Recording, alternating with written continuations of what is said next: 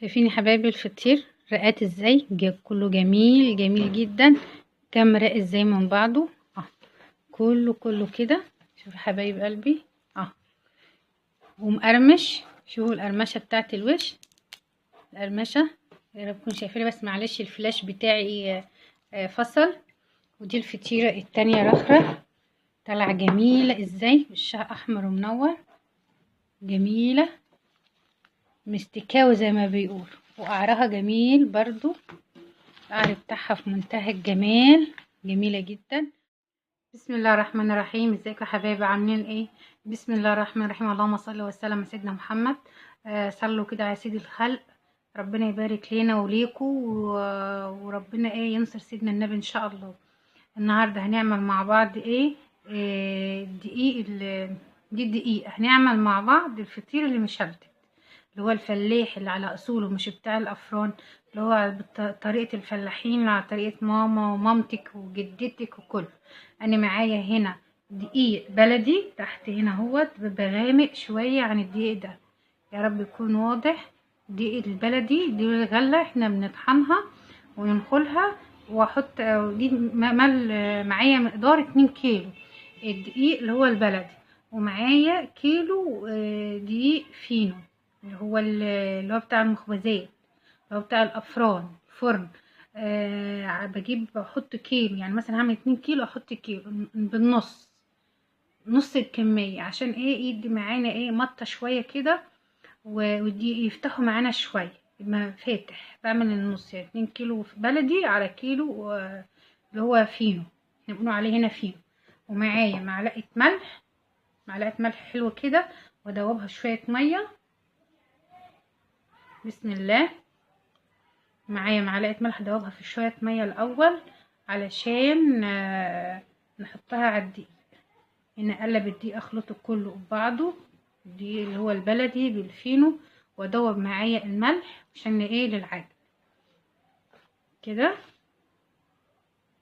يا رب يكون واضح معانا. يعني الدقيق كده الكمية كلها 3 كيلو، عشان انا بعمل الفطيرة كبيرة، مبحبش اعملها اللي هي صغيرة، يعني ايه اللي هي صواني الفرن، اللي هي الفطير بتاعتنا نقول عليها صواني الفطير، ان هي صواني الفطير الكبيرة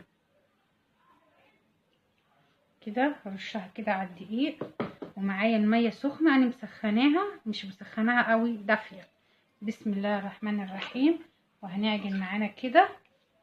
والعجين اول من كمية المية انا ما بقدرهاش، هي ايه حسب العجين، حسب الدقيق ما بياخد، عشان كل دقيق يختلف عن التاني، عشان انا معايا دقيق بلدي على فينو، كمية المية مش محددة معايا، حسب بقى ايه بسخن، بملى حلة مية واسخنها، وحسب بقى ايه العجن، والم العجينة. والفطير دي بيحب ايه العجن كتير، بيحب نعجن فيه كتير عشان ايه يطلع فيه عرق كده، ويطلع ايه العجينة ناعمة ملمسها ناعم، مش يبقى طالع فيه حتت مكلكعة، احنا بنقول عليها قوانص كده، العجين بتاعك فيه قوانص. بسم الله. كنت عايزه الم العجينه معاكم، بس هياخد وقت كتير قوي، فانا هلم العجينه وارجع لكم تاني. احنا بدنا نلم فيها لغايه ما تتلم معانا، تبقى عجينه كويسه. بس انا عاوزه ايه اشمر واعرف اعجن، مش بعرف اعجن كده. انا يا حبيبي عجنتها وخلصتها جميله اهيت، فانا ايه اعملها كده علشان اعرف ان هي ايه رفعت قدين وخمرت قدين. انا مش حاطه عليها خميره ولا بودر ولا حاجه خالص، انا هسيبها هغطيها وعجنها بس الميه سخنه، هغطيها لغايه ما ترفع براحتها كده. لازم العجينه ترفع عشان اعرف ايه اقطعها واقفلها معايا. ما خدت مني وقت جامد في العجن. نعجنها جامد، عجينه الفطير لغايه ما ايه تخلص من ايدك خالص كده، ونغطي عليها لغايه ما ترفع، ونرجع تاني. دي يا حبايب قلبي زبده، ودي سمنه بلدي وزيت، هنسخنهم جامد قبل ما نفرد العجينه، ومش عايزاهم يدحوا قوي، يسخنوا يفكوا بس، عشان الزبده ديت ما تسيحش وتعمل ايه اللي هي الملوحه بتاعتها. هنسخنهم بس على النار. هنا يا حبايبي حطيت طبليه، قطعت العجين كل واحده كيلو، مقدار كيلو كده، دي تفرد معايا الصينيه، وهنشوف مع بعض دلوقتي. وبرش الطبلية بدقيق، مش بسمنة ولا زيت ولا حاجة. افردها الاول وبعدين ايه نحط السمنة، هنشوف هنعمل ايه. دلوقتي هنفرد الاول. انا حفرت الطبلية هنا بدقيق وهنفرد من جوه لبره. لو لقيناها جامدة هنقلب معانا كده. بسم الله. هي عجينة جميلة جدا، منحطش خميرة ولا اي حاجة خالص كده. هنفردها معانا. لقيتها جامدة على ايدك، معانا ايه الفردة اللي بتفرد العجين كده، هتفرد معاكي في ثانية.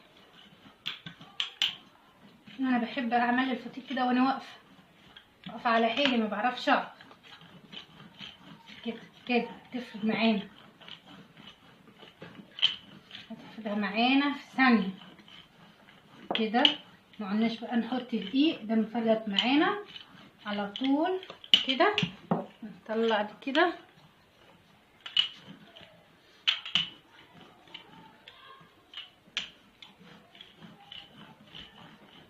هفردها بس عشان الوقت، هفردها وارجع لكم تاني. كده يا حبايبي الفطيرة فردتها على الطبلية كلها اهي، مفيهاش اي قطع ولا اي حاجة فيها خالص. لو انقطعت برضو ما تخافيش، ننزل الحراف بتاعتها كده، نفرديها منخليهاش تخينة خالص، تتحرك معايا على الطبلية كلها اهي. نفرد الحراف بتاعتها كده.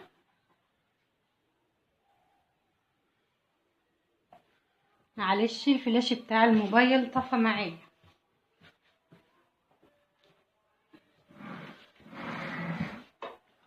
هلف الطبلية معايا علشان افرد كل الحروف، عشان عاوزة الفطيرة تنزل معايا كده. هلف انا حواليها بقى كده، هنزل كل الداير من عليها كده.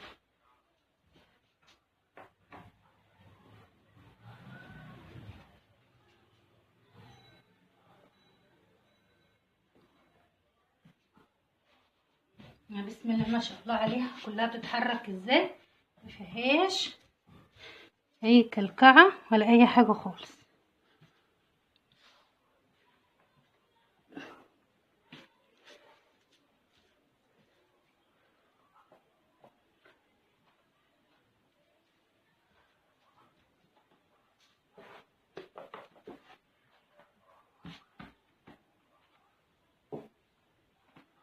كده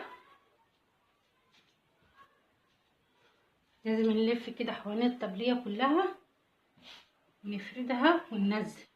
راح اجيب السمنة عليها. هنا السمنة البلدي وزبدة وزيت، ريحتها خرافة. بسم الله الرحمن الرحيم. وندهن الفطيرة بتاعتنا كده.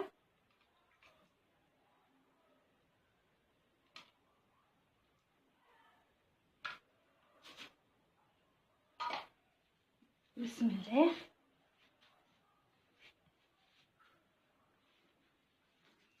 خلي كل حتة فيها ايه الخليط بتاعنا، السمنة والزيت والزبدة.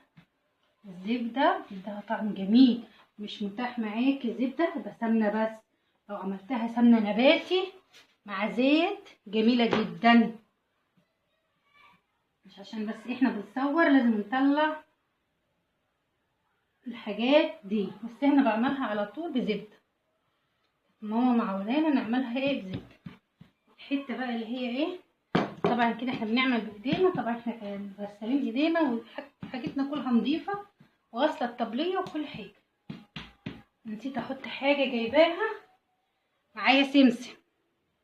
السمسم ده للفطير جميل، بيديه طعم وريحة خطيرة جدا.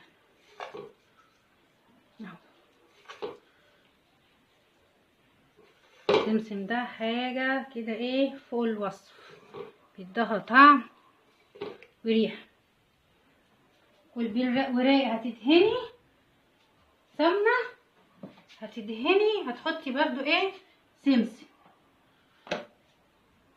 عشان يطلع معانا ايه رقات. والحروف ديت افرديها، مش تحطيها كده وخلاص، افرديها.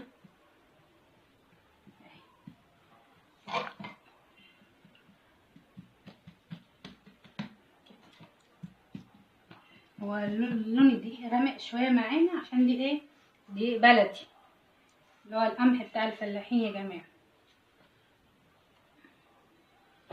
كده نشد الاطراف كلها كده.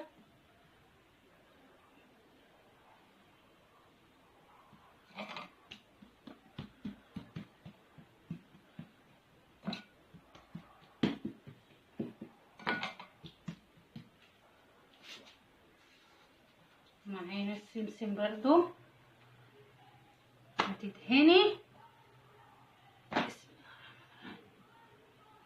نفرد عشان مش تبقى تخينه معانا كده.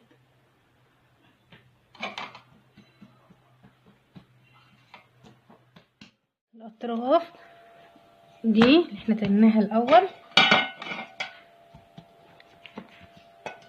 كده،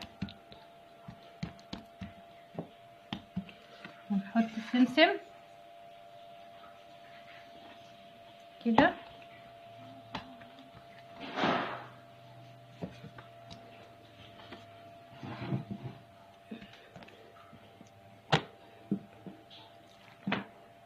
حطينا سمسم احسن مش حطينا سمسم.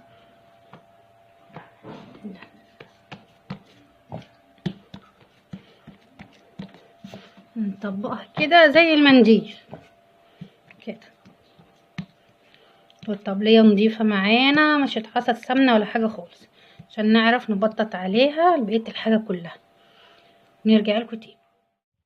شايفين يا حبايبي الفطير رقات ازاي، كله جميل جميل جدا. كام رق ازاي من بعضه كله كده. شوفوا حبايب قلبي ومقرمش. شوفوا القرمشه بتاعت الوش، القرمشه يا رب تكونوا شايفيني، بس معلش الفلاش بتاعي فصل. ودي الفطيره التانية رخرة طالعه جميله ازاي، وشها احمر ومنور، جميله مستكاوي زي ما بيقولوا، وقعرها جميل برضو، القعر بتاعها في منتهى الجمال، جميله جدا وكلها رقات كده ومورقه. ويا رب الفطير بتاعي يعجبكم ومشاهده طيبه ان شاء الله. اشتركوا في القناه وفعلوا الجرس ولايك وكومنت حلو زيكم كده، ويا رب الفيديو دي يعجبكم. مشاهده طيبه ان شاء الله.